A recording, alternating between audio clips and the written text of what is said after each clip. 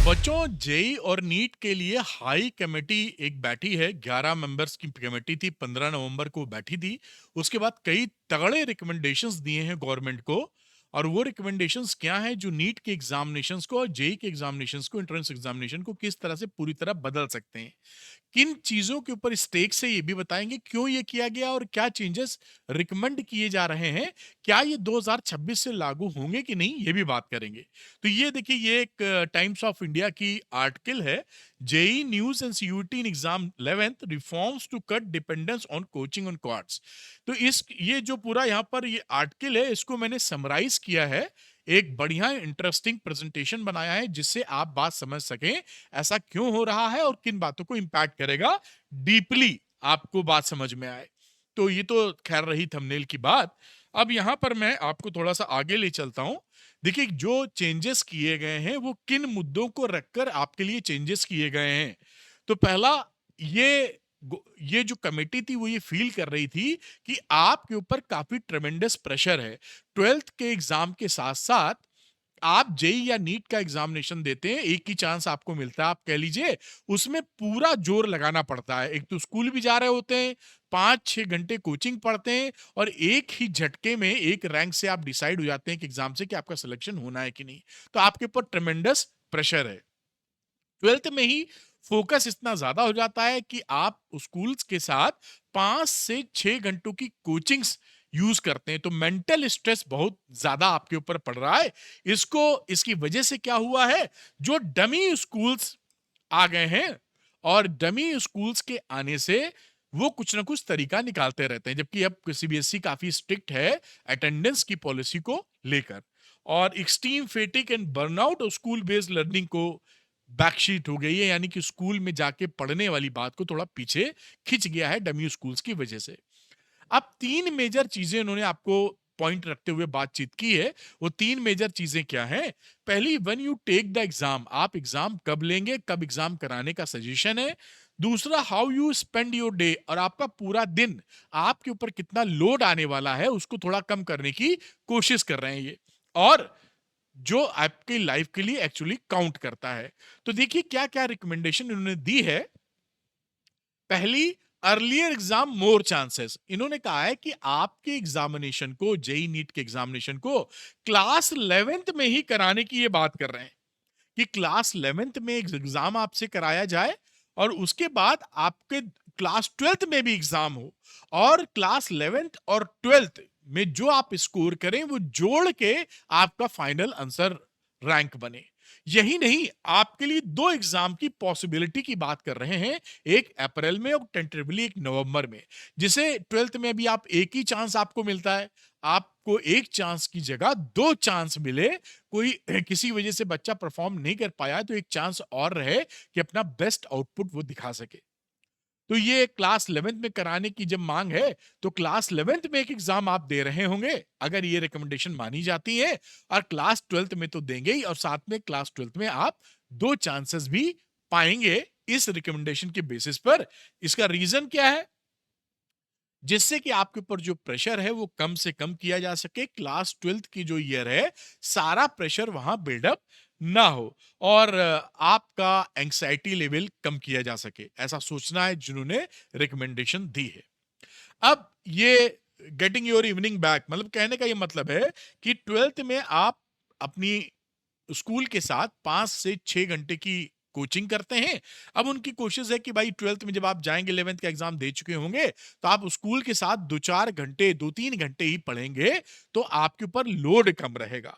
और प्रपोजल है कि मैक्सिमम 2-3 घंटे की ही कोचिंग सेंटर्स को बाउंडेशन दे दी जाए, कि 3 घंटे से ज्यादा बच्चे को इन्वॉल्व ना करें कोचिंग सेंटर्स में। और रीजन वही सब है, मेंटल एंग्जाइटी या फैटिक जो हो रहा है वो आपके पास कम से कम हो। अब अगला इनका जो इंपॉर्टेंट प्रपोजल है कि board marks plus aptitude test.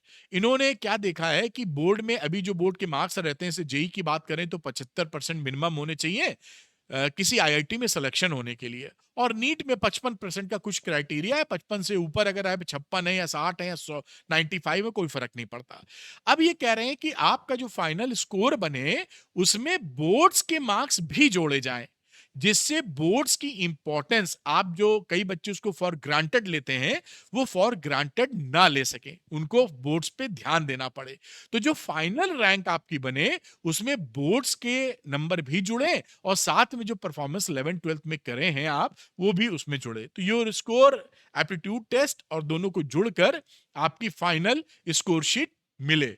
आगे इन्होंने ये भी कहा है कि जो सिलेबस का गैप है कॉम्पिटिटिव एग्जामिनेशन में और एनसीईआरटी में, और जो स्टेट बोर्ड्स हैं, उसे मीटिंग करके ये डिसाइड किया जाएगा और एनसीईआरटी को भी ये अगर जरूरत पड़ी तो अपडेट किया जाएगा कि ये जो गैप है सिलेबस का वो कम से कम हो through out the state boards and competitive examination, जिससे कि आप के पास वो फेयर चांस हो, ज्यादा डिपेंडेंसी कोचिंग की ना बने।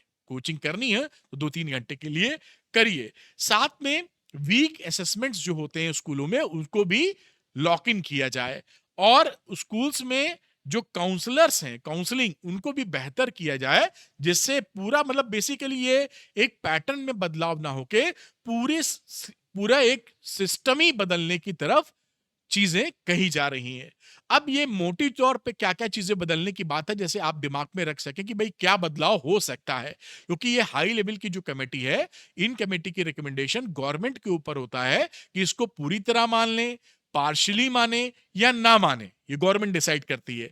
लेकिन जब कमेटी कोई रिकमेंडेशन देती है तो काफी चीजें, काफी फैक्टर्स दिमाग में रख के देती है। अभी स्थिति क्या है? मैड रश इन क्लास 12 पे सारा का सारा फोकस है, आप उसी में स्कूल बोर्ड्स और कॉम्पिटिटिव एग्जाम दे रहे होते हैं। अभी जो नया प्रपोजल इन्होंने किया है उसने कहा है कि आपका जो प्रेशर है 12th पे वो कम किया जाए, क्योंकि 11th में एक एग्जाम आप दे देंगे, 12th में 2 चांस मिलेंगे, तो एक ही चांस पे डिपेंडेंसी कम रहेगी। डेमी स्कूल्स प्लस 5-6 घंटे की पढ़ाई, स्कूल नहीं जाते, 5 से 6 घंटे कोचिंग सेंटर्स में आप रहते हैं।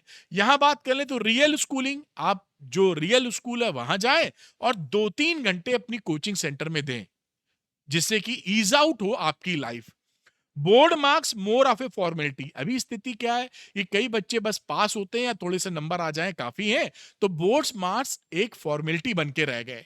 तो इनकी कोशिश क्या रहेगी कि अब बोर्ड मार्क्स आर ए की पार्ट ऑफ योर स्कोर। जो स्कोर अब बनेगा आपका जेई का या नीट का, उसमें बोर्ड मार्क्स को का एडिशन होगा। क्या वेटेज में होगा ये बातें आगे चल के पता चलेंगी, यानी बोर्ड मार्क्स कम हुए तो रैंक पिछड़ जाएगी, ये सीधी सी बात है। कांस्टेंट एग्जॉस्शन, एग्जॉस्ट कर जाता है बच्चा। मोर बैलेंस्ड, लेस बर्नआउट, ये सारी चीजें हैं।